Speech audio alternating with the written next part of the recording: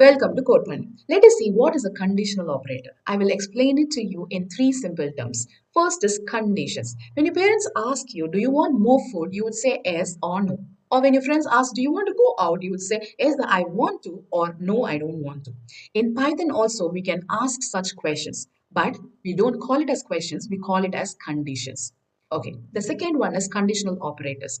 These conditional operators are special characters. Like how we use the special characters to do math, we also have certain operators or certain special characters here to check for conditions. They are called conditional operators. And third is Boolean values. When you ask a question, the computer will give you an answer, but it doesn't use the words yes or no. It uses the word true or false. So these true or false are called Boolean values.